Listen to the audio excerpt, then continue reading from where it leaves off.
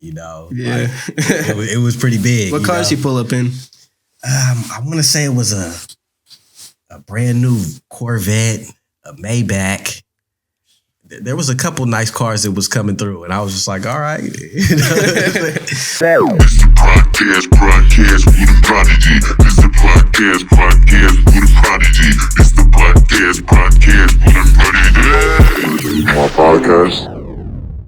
What's good, ladies and gentlemen? You're back with another episode of the Podcast with Prodigy. I'm your host with the most. Don't forget the name, Prodigy. But most importantly, don't forget the name, Highway Moneyman. My boy's on the set today. He's worked with big names. Just name a couple out. He's worked with Snoop Dogg, Cube, my boy Gonzo. May he rest in peace. Sad moment that happened. Of course, my boy Flossie the Boss. He's a co-owner of the Gloves Up, Guns Down movement. You know, seeing good things with that. And he's a very, very passionate in video production. My bad, I'm stuttering a little bit.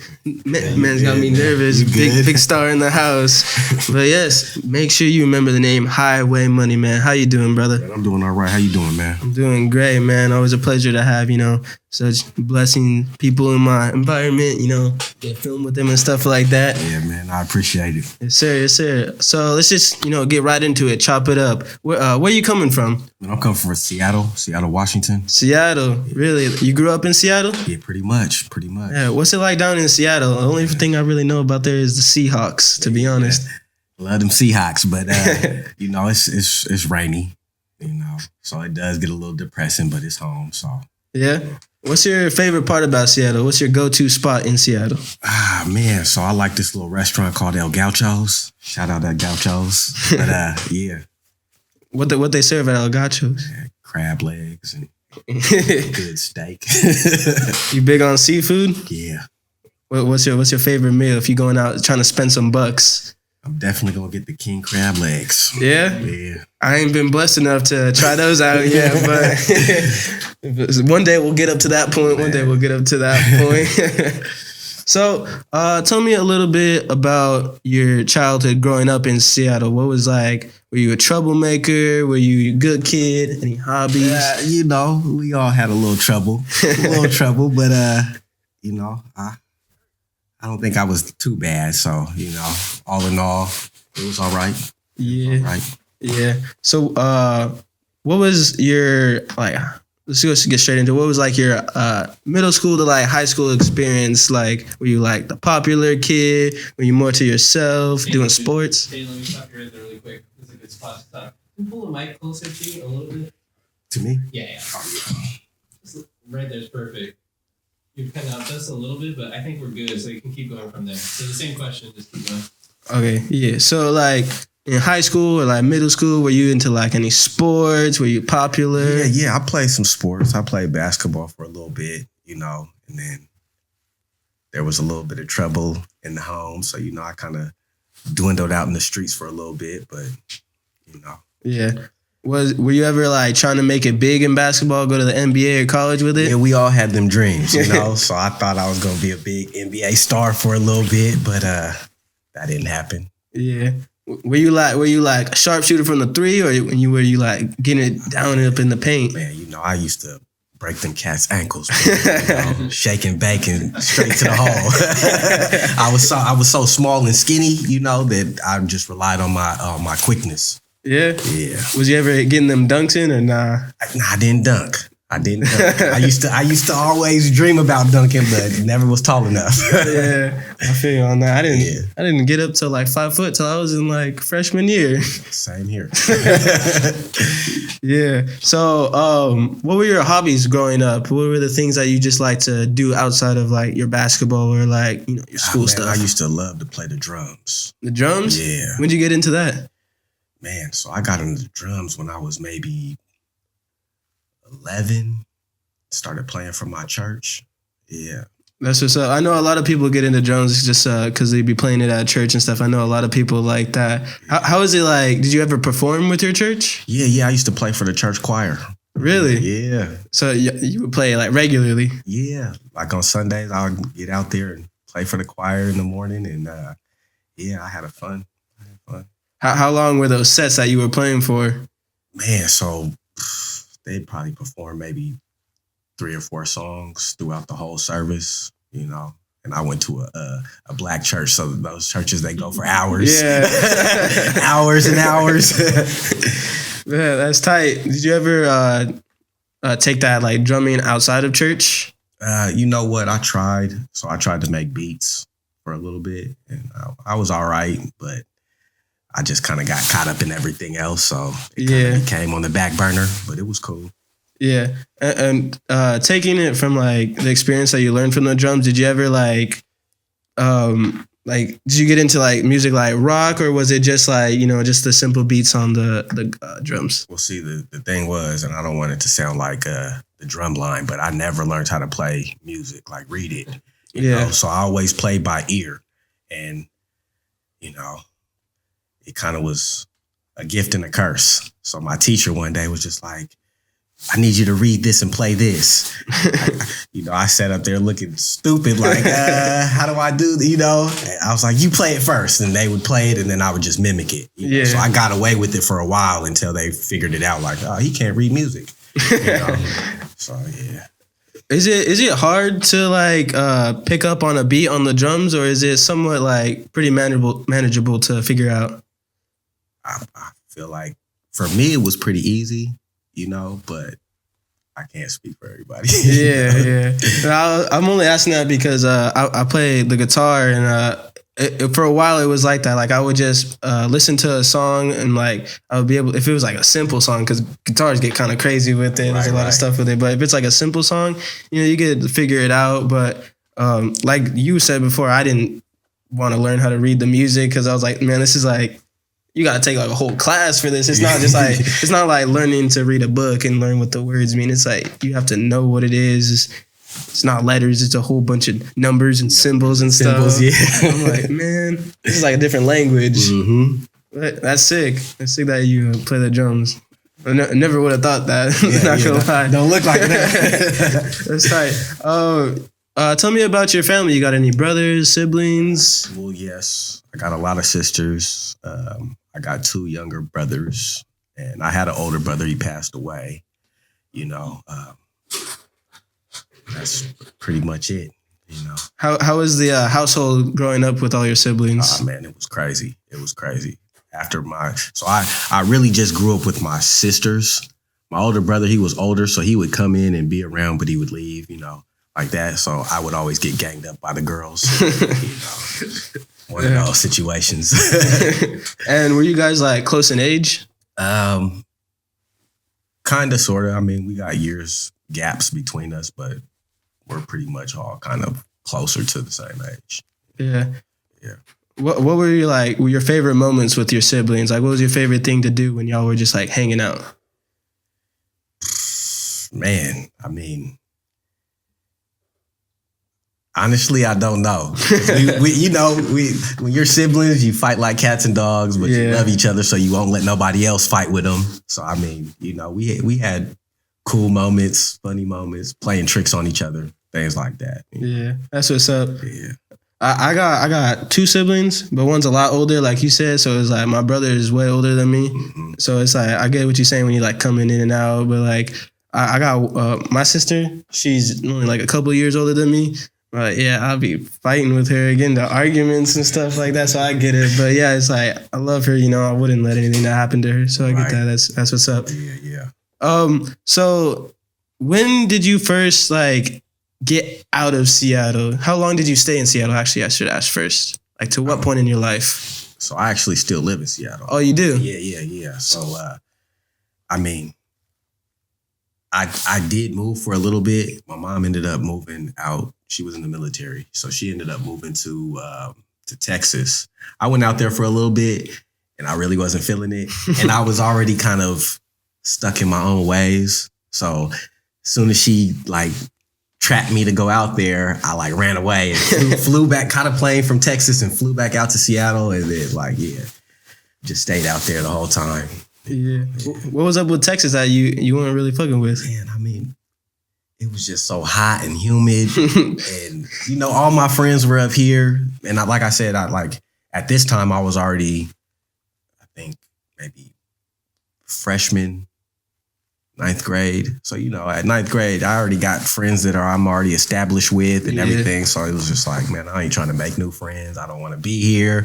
I kind of had a bad attitude, but it was all good, Yeah. I mean, that's what's up. Got to stick with your roots, Yeah. That's what's up. So tell me about what like caught your eye with video production and working with cameras and stuff like that. Man, so it's crazy, man. My brother, you know what I'm saying? Well, he's not my biological brother, but, he actually taught me how to do the camera. Like, he pretty much was like, I was paying him to do all this video work. And he was just like, well, why don't you learn how to do it? And, usually people don't want you to kind of get up on their thing. Yeah. But he was open and was just like, hey, man, I'll teach you. You just got to be willing to invest in yourself. So I'm like, all right, tell me what I got to get, So he showed me what I got to get. And I still wasn't 100% sure if I wanted to do it. But then as I started to do it, I started liking it. And I'm like, okay, this is cool. I can see myself actually doing this, So yeah, shout out to Preach, man. That's my guy. Yes, sir. And what type of things were you like paying him to like film and do stuff for? So I was paying him to do stuff for artists, just videos, music videos, and different things, just trying to get my foot in the door. Yeah. And so how did you first like get into the game of like working with artists and doing like all this music business? Funny story about that one. So like, my girl, she actually was the one who was doing music. Oh, really? So I was kind of like trying to figure things out to help her out. Yeah. And this happened. It was like, well, you could shoot the music videos, you could practice and figure it out. And now she don't have to spend all this money to go do it. So, yeah. Yeah, that's what's up. That's kind of how it started. You filmed a lot with her before you started taking it to other people? Yeah. Yeah. I mean, we got a nice couple good videos, so. That's what's up. That's what's up. And you never like just took any classes, did you? You just learn from your homie? Yeah. That's what's up. That's sick. I really was like the bag guy. So I was carrying all his equipment and just kind of shadowing him the whole time. And then he was just like showing me how to do everything. And, then one thing led to another. He was like, hold the camera. This is how you have to do it. Do this. And so I'm just mimicking everything he's telling me to do. And after that, I just kind of fell in love with it and was like, this is cool. I can do this. Yeah, I get you on that. It's crazy though that, you made it like pretty far with it. So like already and like, because me personally, I've taken like 2 years, and one in middle school, one in high school, of like some video production classes and stuff. And like, it's fun to, like film stuff, make your own stuff and like that. And, but like, at the same time, it's a lot of work if you want to like make it look nice. So you got to appreciate the people like my boy Highway right here. It may seem easy just to go out and film somebody, doing what they do, but it's a lot more than just filming it. Yeah, there's a lot that goes in with it, especially like the editing processes and, actually learning the mechanics of the camera. So yeah, it does get kind of tedious. Yeah. And what is like your favorite type of like environment to shoot a video in? Man, I like landscapes. Like I like the outdoors. I feel like you can capture a lot with the landscapes. That's what kind of pops the video and makes it look good, Yeah. And like, what is like, how would I say this? What is like the secret to your like filming? What's your like go-to way to film? Is it like, doing like panoramic shots or just up close shots? Oh yeah, man. I like to do like that cinema look, the cinematography look, Yeah. I like to make the stuff look like a movie. Yeah, that's what's like, up. Yeah, I'm not really big up on all the special effects. Like that's cool, but and I don't knock everybody who does do that, but I kind of like the rawness of it, Yeah, that's what's up. What is like, or who is like some of your favorite artists to work with? Not necessarily, you don't have to like name them, but like their vibe, like their type of like genre of music they do, like some hardcore rap or some more like slow and groovy stuff. Man, you know what?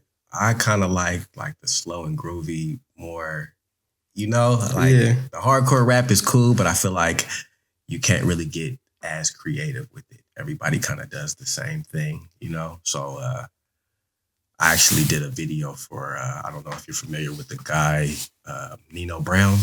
Nino Brown? Yeah. I am not. So he's a big dude out in Miami, you know. So I shot for him sometime this year, a couple months back, and his vibe was just crazy, you know. Just being around him and getting good game from him, and also just working with him was a blessing. How did you end up working with him? Man, it was weird. Like we connected on Instagram, and you know, he liked what I was doing and everything, and we kind of just touched bases. We exchanged information, and then I was already heading out to Miami to do a video shoot. And so I was just like, man, this is perfect. Let me call him. Called him up and was like, hey, man, I'm about to be in your backyard. He's like, well, holla at me when you get out here, you know? So I called him and we linked up, you know, the vibe was good. And man, I talk to him to this day, you know? Yeah. And how long were you doing, like, how long were you working in this video production before you were able to connect with him? Man, so probably about, I want to say about maybe 2 years. 2 years? Yeah. And that's pretty quick to be having people just DMing you, hey, come shoot this for me. Man, it's crazy because that's what my bro said. And he was just like, you're moving a lot faster than what I did when I first started, you know? So I kind of did get like a little jump start on things, which is cool. Yeah. And you were talking about his vibe, how he had a cool vibe and stuff like that.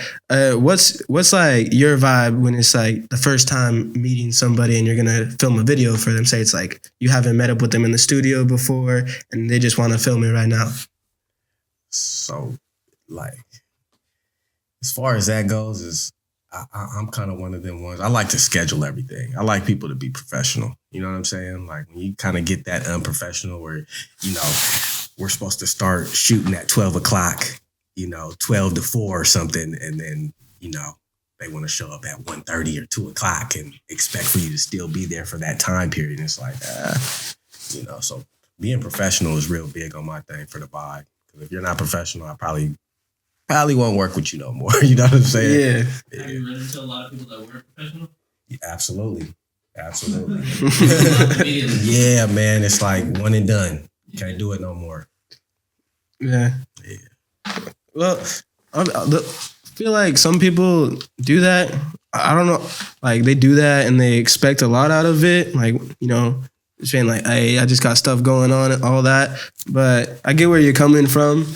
There really is, if you're going to schedule, there really is no reason, you know, not to make it, especially if it's something like you're trying to promote your career with and stuff like that. You shouldn't be late to that kind of stuff. And I mean, if it is, at least give somebody the heads up, you know, because we all are on valuable time. You know what I'm saying? Yeah. So it's like, just give me a heads up so that we can kind of work this out. If not, then you just aren't valuing my time, then you know, we probably won't do this again. Yeah. So, yeah, man. Yeah. And when you first started, was there a moment, I guess, first started like filming and after you got your own stuff going, got your own gear and all that, was there like a moment that you realized you're like, oh yeah, I'm going to take this serious, or did it just kind of like start flowing together?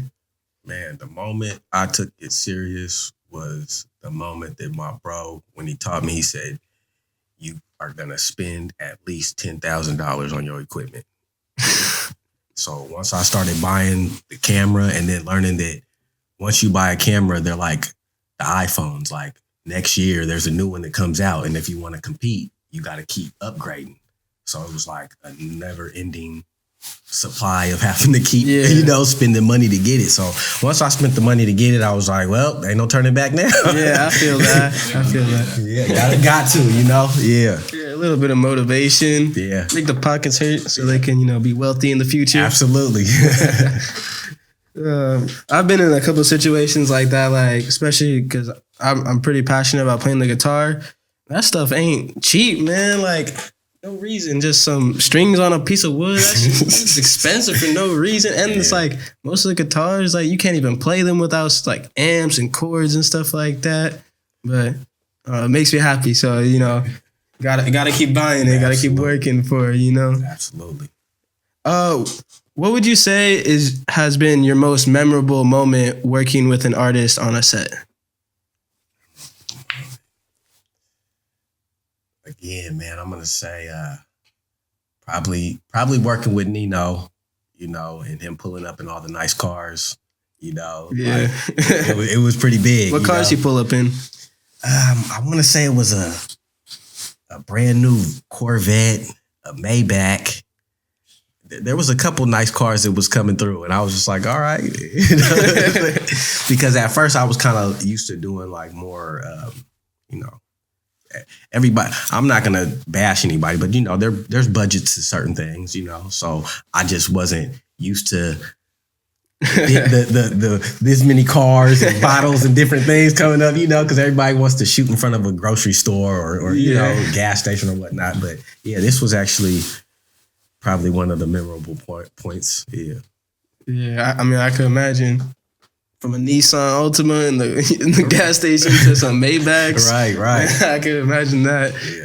Yeah. So you said that he DM'd you on Instagram through social media. How often do you get people like DMing you to shoot a video?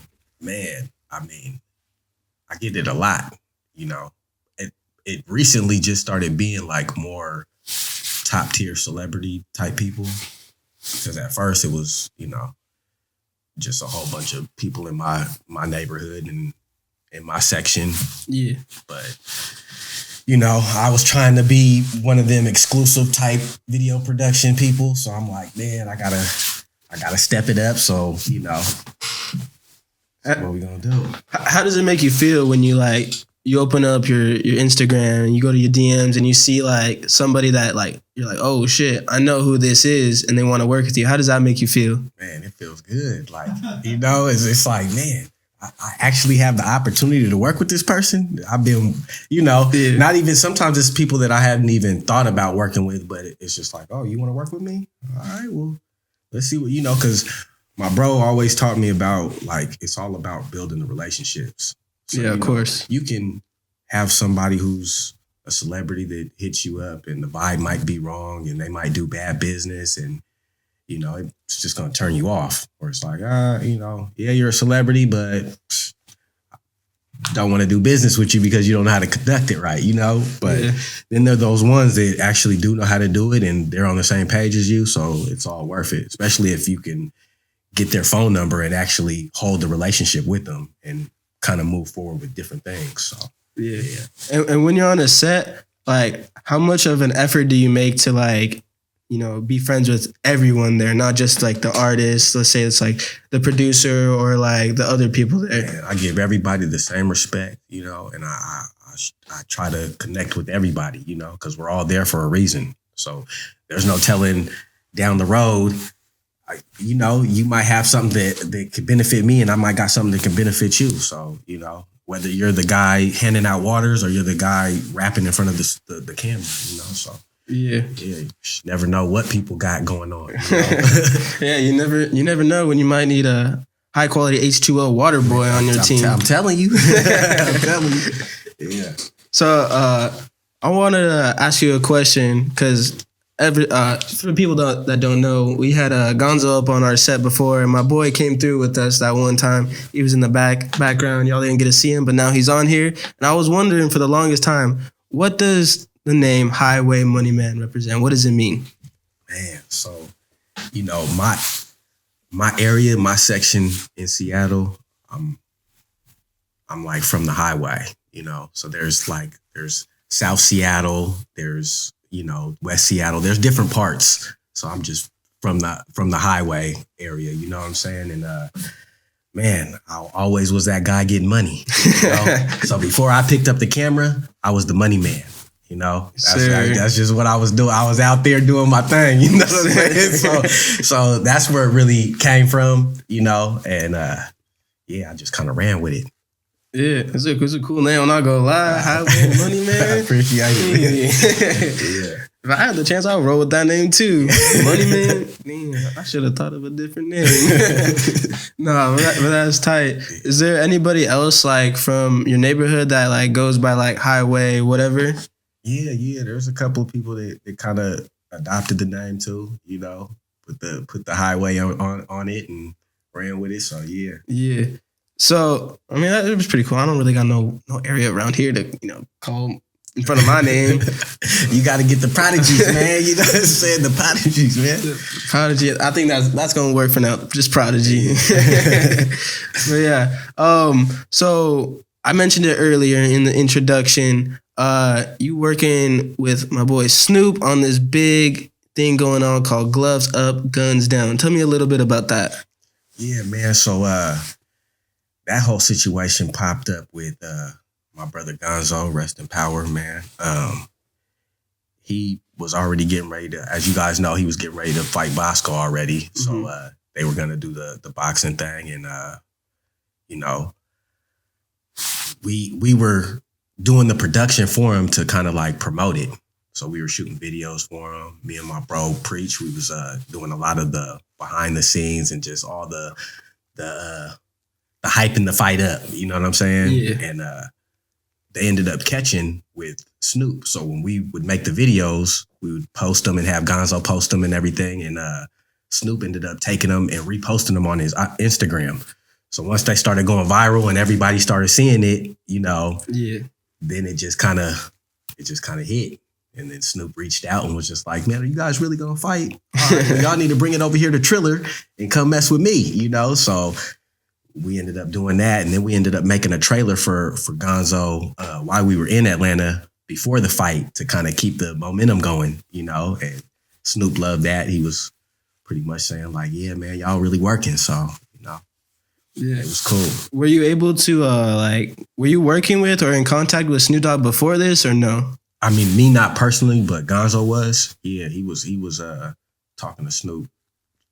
I don't know exactly how frequently, but it was kind of frequently at the time. Yeah. And explain for everybody who may not know what Guns Down,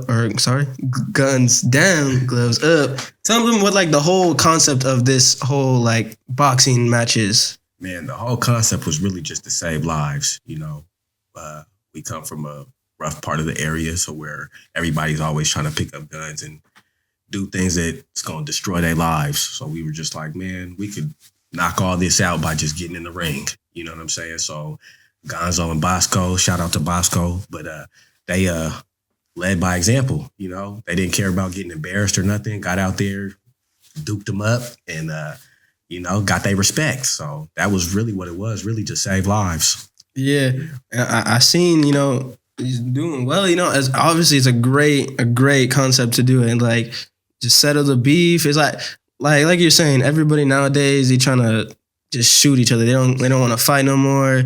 Beef is settled with bullets and stuff like that. We're back in the day, like my pops always tells me, he would just, you know, hey, you got a problem? Let's go settle it right now. You know, somebody gets fucked up, and then you handshake at the end of the time, and it's over. Everybody gets to go home. Alive too. You know, that's the biggest thing. Everybody gets to go home. So that was kind of the key point with it all. Like, you know, you can take a busted lip, black eye. You're gonna go home, heal it up, come back outside. You all right. You know what I'm saying? But you can't come back from a bullet. You know what I'm saying? Like once you're gone, you're gone. Yeah. And the thing is, like, most of the time that person is taking another person's life. Not only is they're doing that, but they're affecting everyone that, you know, they kill. It's, you know, a big heartache on everybody. Absolutely. And then also, most times, this person is going to get caught, you know.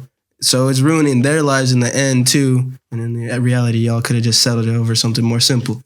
Man, the valuable lesson behind that is everybody loses. You pick up that gun, and you take somebody's life, everybody loses. There ain't no winner. So, you know, gloves up, guns down. That was the stamp to get everybody to get on board. Like, man, stop the killing. Yeah. Mm-hmm. And a good topic to bring up, Gonzo, obviously was a big part of this, you know, helps you connect with it. Oh, actually, first, I want to ask you, are you going to be the man that's going to be filming all of this in the episodes and stuff like that? As far as like the boxing matches. I don't know, you know, we haven't got that far yet, but if I have to, I will. You know what I'm saying? Like, I don't mind. They got to get you, forget the rev, just get my boy Highway getting them shots in the ring. Man. Yeah, man, I'll get the shots. But I wanted to ask how you first met and got close to Gonzo. Man, so me and Gonzo met in 2016. And funny story about that is my bro Preach ended up meeting with Gonzo before I did in terms of reaching out to him, because Gonzo was beefing with Whack 100 online because I think Whack had disrespected Tupac and disrespected Tupac's mom. And Gonzo just started going at him, you know, and next thing you know, it just became a big thing. And my boy Preach reached out to Gonzo and was like, man, I like what you did, because he's an activist, you know, he is all about, you know, so he pretty much was like, man, I like what you did. You stuck up for Tupac, man. Let's get active. Let's get a video in. So he was like, yeah, well, I'm out in LA, so if you can come out here, it's good. And my boy Preach was like, man, you coming with me, bro? Like, you know, because I was carrying the bags, you know what I'm saying? So he's like, man, you coming with me? So, you know, we hopped on a plane, came out here to LA, met up with Gonzo. He had a good spirit, good heart, you know what I'm saying? And at the time, I wasn't fully invested inside the whole camera and doing videos. So I was kind of there just, you know, I was like the little brother kind of there, just like, man, this is cool. I'm out of town. We're kicking it. You know what I'm saying? And me and Gonzo just kind of linked. We clicked, you know, and, you know, he was pretty much like, man, bro, I'm trying to get out of LA. What's going on out there in Seattle? And I'm like, man, there ain't really too much going on out there. You know, a lot of rain. And he was just like, man, I need a new scenery. So, yeah, man, he kind of came out there, started living out there. And that was in the end of 2016.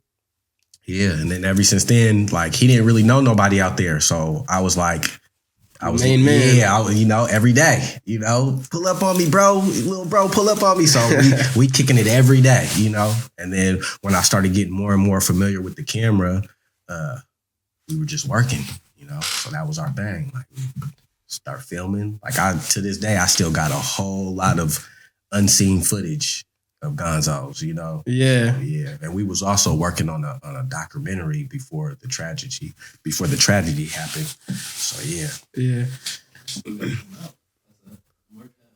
In memory of. Oh yeah, man. I really been just, you know, I know some people are like, man, is he overdoing it? But man, I try to keep my bro's name alive, you know. No, yeah, of course. Especially like telling us that now, like, he straight up just flew out of the city just because like you was out there and he was working with you before. Yeah. Man, I understand it, man. And I seen the stuff that you be posting on Instagram, you know, always keeping his name alive. And I seen you post like real old pictures, real old photos with like celebrities and stuff like that. Yeah. And it's sick to see because like obviously Gonzo didn't have none of that stuff posted on his social media. Yeah. And it kind of like, it still kind of like sheds light on like him, you know? Yeah. How like some people, they may have known Gonzo, but did you know like he did this? This is Right. like, you don't even know about this stuff that really happened. Man, and that was important to me. And it's still important to me to make sure that people always get to see that, you know, let his fans and people who didn't, you know, because we all go through changes as we get older and as we just develop and evolve, you know. So,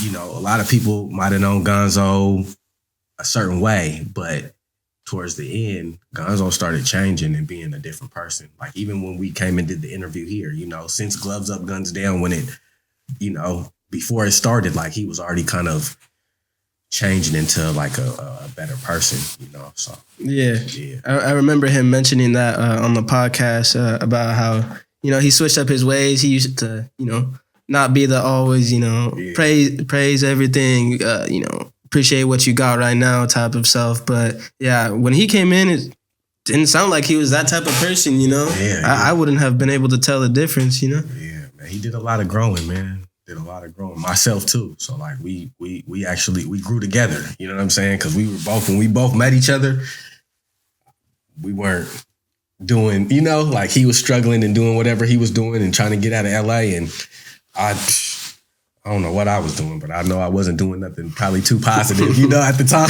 So yeah.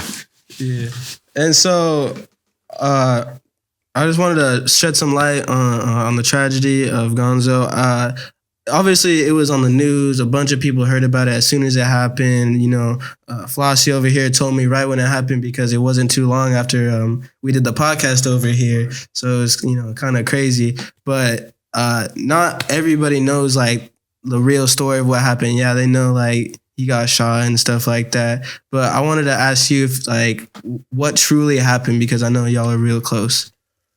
I mean, just to put a little bit of light on it, like there's just so much hearsay going on, and we definitely got to let the detectives and the police because it's still an ongoing investigation. Yeah. So kind of got to let them do their job. But there was a whole bunch of speculations that people were saying this happened and that happened. There was a lot of stories and rumors going on, and the best thing I can really say about it, to be honest, is don't really listen to all the hype and this said this, they said this, Yeah. It's kind of like I believe that the detectives and everybody who's doing the work, they kind of already know what happened and stuff. And they're not really trying to give up too much information. And I don't want to speak out of turn and say pretty much what I've been hearing because, again, that's hearsay. You know what I'm saying? So really, we just trying to get justice for Gonzo, man. Honestly, I know his immediate family and everybody else, he had kids and everything. Everybody just wants justice for him, because again, he was a real legend. He did a lot of stuff in this game. So, Yeah, of course. Always got to keep the legends' names going, Yeah. Even if they pass on and move on to something different. Yeah. Don't make them not a legend no more. Right. But based on what you've heard, what can you expect that has happened? Man. And I've went over this in my head a million times. So, like, I really, that's kind of a hard one, I'm going to say, like, I can say that I don't believe that it was a targeted situation, So I don't believe that somebody, like, seen it was Gonzo and knew that it was him and did it, And from what I gathered, a lot of it was really kind of a random situation, kind of wrong place, wrong time, speculations of the person that they say who did it, And again, I don't want to speak out of turn, but, the guy, the person that they said, he was already kind of doing some stuff that was going to wind him up in jail anyway. So, but again. Can you kind of walk through the scenario of like that day or what happened?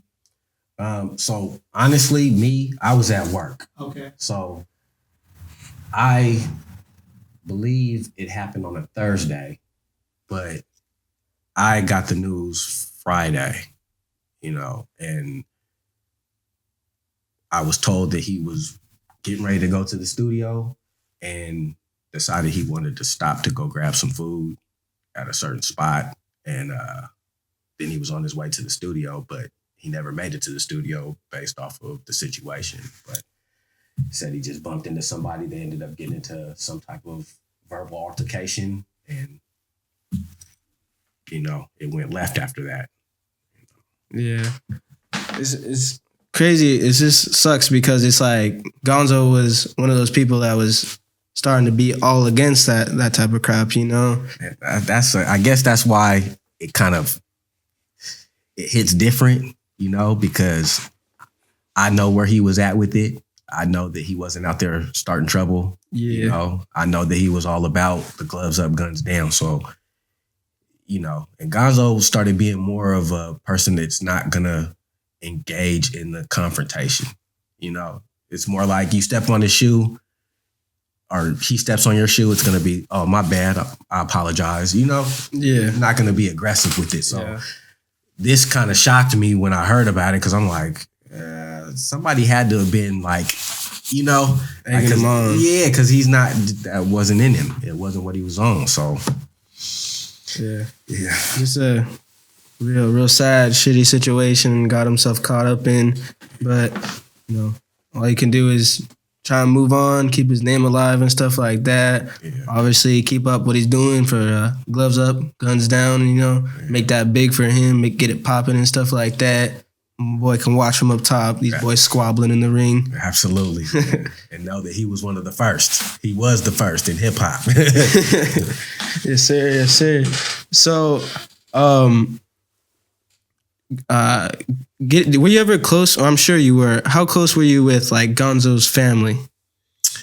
Well, a couple of his family members I was close with. I mean, I don't want to emphasize saying close, but I knew of them, and we had a cool relationship. So, you know. Yeah. Yeah. You weren't going out to like no family dinners on the regular with them? I mean, no, because I don't really think he was as much either. You know what I'm saying? Like, as soon as he came out to Washington, it was kind of like, you know, he kind of, getting away and did his own thing, you know. So, yeah. Yeah. So, what's the deal with it now with you and Gonzo's name? What are you doing now to try and still keep his name alive and, you know, recognize him for all the stuff that he's done? Man, so like I said, I got a lot of footage, you know, of him. So I've been working on trying to put some things together. I made a couple short videos just to keep his name, you know. Just in memory, camaraderie. But I do want to finish up the documentary as much as I can. And of course, Gloves Up, Guns Down. I feel like that was a strong power movement. And, you know, we all know, like, at one point, Gonzo, when he first got founded by Ice Cube and everything, like, he was at the top of his game. And then throughout the years, he kind of fell off a little bit or whatnot. And, you know, him doing the fight with Triller and Snoop got him back on top again, you know, kind of got him being himself again. And, you know, I want everybody to see that, the glory days, you know. So I feel like that's important because that's what he fought. That's what he wanted, you know. He wanted everybody to see him back on top, you know, back being the same, the Gonzo that everybody depended on, that everybody loved. You know how it be. Yeah. How much filming had you guys already done for the documentary? See, that's the thing. Like, we had stuff already, but we were filming out here when we did the Vlad interview. So I think it was, matter of fact, it was the same time that he did the interview here. Yeah. So yeah, that's kind of when we started doing more of like the hometown, him living in LA, you know. So we got some stuff. Yeah. Make sure you get the rights to his life. There's a movie coming up. Man. Yeah, but that's sick, man. Obviously, bringing, you know, more to your game, more showing people also that you can do more than just, you know, a music video, create a whole documentary. And man, you know, I feel like it would be a good thing for his kids. You know, he had some kids, so I want to make sure that his kids are able to see that. You know. Yeah, that would be real good to like look back for them, especially when they grow up later in life. Absolutely. It'd be like, you know, when you go on vacation and see the family slideshows. Yeah. It'd be like that for them. Yeah, man. So they get a chance, because, you know, after a while, even like, because his youngest son, you know, when you grow up, your memory starts to kind of, you know, it starts to fade with some of the older memories and stuff like that, because you're in school doing other things, you know. So I just want them to like never. I don't want nobody to forget him. You know, because it's easy for people to pass away and then nobody remember them, or, you know, only remember them at certain times, birthdays, or the day they died. Like, you know, for him, you know, because he meant a lot to me, I want everybody to kind of, you know, keep that going as if he is still here. Yeah. Yeah. Because of course, that's great. And, you know, everybody hopes to have a friend like you in their life to, you know, just do so much stuff, you know, outside of just, you know, doing what's in front of them. Yeah. I appreciate that. Yeah. But so what's, you know, next for you? What are you working on, let's say, with artists, more music videos, bigger productions like a documentary or a movie? Yeah, I mean, man, that's the goal, is I do want to produce a movie, you know. That'd be cool. But right now, it's really just been, you know, Gonzo passed away, you know, in July. End of July, so it's like it's been about 4.5, 5 months, you know. So I kind of took a step back from a lot of it for a little bit, you know, just because I was trying to get my mind right. Yeah, but I'm getting back to it. You know what I'm saying? Yes, I'm getting back to it. Yes, sir. You got any projects you're working on right now or in the near future? Yeah, man. There's a couple little music videos I got going that I gotta finish up. Yeah, that's about it right now. Yeah. I just wanted to, I was thinking about it right now. How long does it, like, let's say you get the filming process done with your artist and everything. That's all cool. How long does it normally take you to get the final product out after you're done with the whole filming part? Honestly, it kind of just really depends, on the project and what I'm doing. But like if it's a music video, a couple weeks. I like to make my stuff look real good. So I some people are like, I need a 72-hour turnaround. And it's like, yeah, you might have to go to somebody else because, and again too, I got other things going on as well. Oh, yeah, of course. Editing and all that, it takes a lot of time to where you got to kind of key in, block everybody out and do your thing. So yeah, it's crazy that you said that because we were having a conversation earlier in here talking about because my pops over here used to be a producer. He used to make all these crazy tracks, and he's saying that he wants to get back into it. He's trying to look for some more stuff to make music with. But he was telling me that he's like, man, I wonder if this is worth it because I'm wondering if I'm gonna have enough time. Like you were saying, he's like, when I make music, I can't have no distractions, like nothing at all. I need to be working for like 9 hours straight, making the beats and stuff like that. He's like, I can't have no distractions, no phone calls or nothing like that. So, I get it when you say it like that, but some people, because he grew up, not really grew up. He grew up in the game, in like studios. He was telling me working 15, 20 hours nonstop with the artist, just in that room, in that headspace and stuff like that. And obviously you can't focus on all these things at once if you're trying to perfect your craft. Yeah. Yeah, no, I see that. That's definitely how it is. So, yeah. What's your favorite part about being in, doing video production and filming? Man, building relationships. Yeah. That's my favorite part. I feel like building relationships is just so important, like the filming, I love shooting. I love the actual shooting of it. Editing, I like it. You know what I'm saying? And I like it because you get a chance to be creative, but there's something about just the camera in the hand and shooting and getting the shots that you need, or because you kind of already visualize how you want the video or whatever you're shooting. You kind of already know what you want, so what you're looking for. So like, yeah, just getting them shots is kind of like my favorite part about it. Besides the relationships, building relationships with the people. Yeah. So do you only exclusively work with like, still cameras or cameras by your hands, or do you like use stuff like drones or something? Oh yeah, like that? I use drones. I got stabilizers. Yeah. We got one of those, but it's a little broken right now. So I seen them. Those are some nice ones. You steady camera. You don't even got to worry about shaking and stuff like shaking, that. Yeah, they work good. They work good. Yeah. They get you all the right shots you need. And so what is like? You were talking about, it's like cameras are like iPhones. You gotta keep upgrading for it, stay in the game. So like, how often do you upgrade your gear? Honestly, since I started, I've upgraded 3 times, and that might not seem like a lot, but when the cameras are thousands of dollars, you'd be like, okay, it's just kind of spendy, but yeah, Yeah. Do you ever have like a budget for it, or is it kind of just like, yeah, I need this right now. It's gonna work. I need it right now. Yeah. Yeah. Some of the stuff, it's like, okay, I could wait, but some of it's like, nah, I need that right now. Cause ain't no waiting. Ain't no waiting. Especially when it comes down to these lenses, man. The lenses are expensive.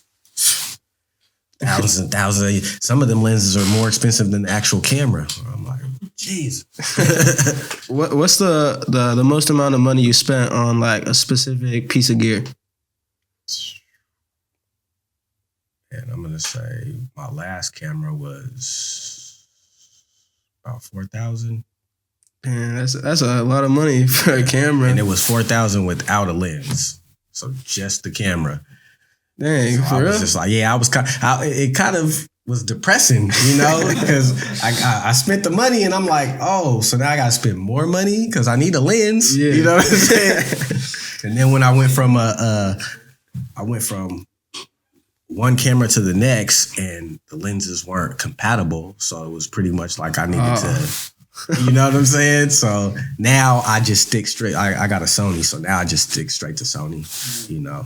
Yeah. What other brands you ever like experimented with for cameras? I had a Canon at first. That's when I first started. I had a Canon. It was the Rebel T3i. So I was just taking pictures at first. And it was cool, but I couldn't do the stuff that I needed to do. So again, my bro was like, "You got to upgrade." You know what I'm saying? Like, this is cool for a starter, but you got to upgrade. So yeah, man. Just started doing that after a while. And it was like, okay, well, now I know how this game is going to treat me. Well, obviously, that little $4,000 plus upgrade, been working for you. Yeah, absolutely. Do you ever like find yourself how like geeking or nerding out about certain camera stuff? Like looking at stuff all day about them? Man, oh yeah. Like, that's crazy because I never thought I would ever be there, especially when you think about basketball, the streets, everything else outside of the camera, now I'm just like, oh yeah, that's the one. Oh yeah, I need that. Oh, and some people are looking at me like, man, get this dude out of here, man. He's talking about this, man. We don't want to hear about no camera. We don't care what he's using. What do you think 15-year-old you would say to you? Man. 15-year-old me say to me, probably say like, shit, I don't know. he'd be proud, but he'd probably be like, man, you having fun, but like, yeah, what happened? It's all good though. Yeah, I mean, life always takes you in the path that it's supposed to be. Absolutely. So obviously, this is your path right now. And this was a blessing. This camera actually changed my life. I'm gonna keep it real. Like, before, I probably was down the road of destruction. You know what I'm saying? Like, didn't really know what I wanted to do, or so it kind of put perspective on what it was I wanted to do and what I can do. Because after you understand, I'm not going to the NBA, not going to the NFL. It's like, okay, so what else do you do? And this was one of them ones. So it really did save my life. I'm gonna keep it real. Yeah, that's what's up. Are there any artists that what's the number one artist that you wish or dream of like working with and shooting a video with and getting closer with? Man, honestly, with sitting down with Snoop and him just being the legend that he is, I want to get one in with Snoop. Of course, you got to. Household name. Snoop, man, what's up? You know what I'm saying? But yeah, that's one of the guys I would want to do something with, because he's a real humble guy. Yeah. Like, that was one thing I'm gonna forever, appreciate Gonzo for, because him taking me with him, and we were on the couch with Snoop for like 2 hours. You know what I'm saying? And I'm doing stuff that's on people's bucket list. You know what I'm saying? I'm sitting up there smoking with Snoop in this hotel. You know what I'm saying? Like, this is one of them things where it's like, is this really happening? Like that's one time where I could say I was starstruck. I was sitting there like, oh my God, this is Snoop? You know what I'm saying? Like, I watched Snoop when I was a kid, like growing up, like this is Uncle Snoop. So yeah, it was big. It was big. Yeah. And the thing about Snoop is he's always working, he's always doing something to make some money. Like, even nowadays he's dropping, music still, doing a bunch of records. He doing all sorts of ads. He's all over Instagram posting like 20 times a day and shit. Yes. Oh yeah, he on Twitch and everything, playing some games. He just doing whatever now, but he's still getting that money from it. Workaholic. That's one thing I can't say. He's a real businessman. You know what I'm saying? He was giving us $1 million worth of game just sitting on his couch. I'm like, man, this dude, I'm never gonna look at Snoop again the same. You know what I'm saying? Like, you get this image of Snoop, but then when you actually sit down and you get to spend that one-on-one time and hear this, you're like, okay, this dude's down to earth. It ain't, you know, it's not that TV. This is real. This is really happening. Yeah.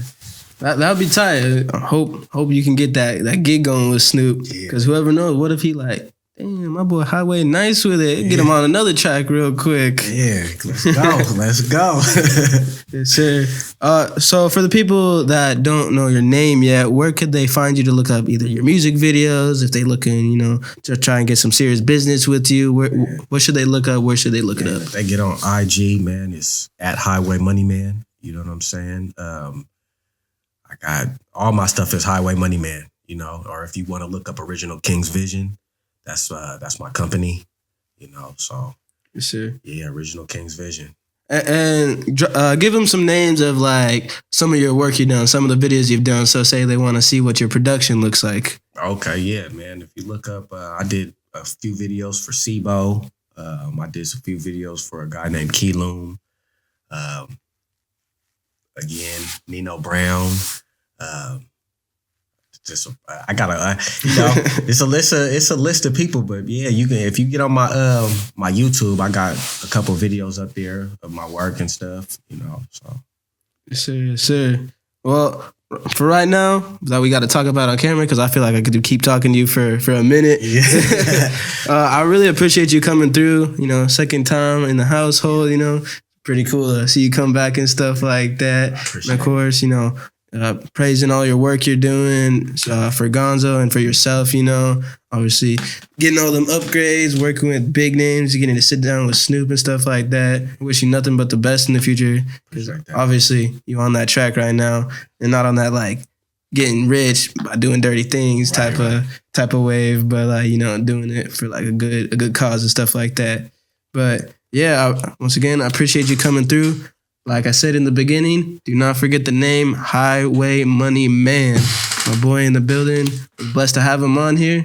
And yeah, it's been another episode of the podcast. Make sure you guys like and subscribe. It really motivates me to, you know, keep filming these. And yeah, we out. Yeah. Peace. This is podcast with Prodigy. This is podcast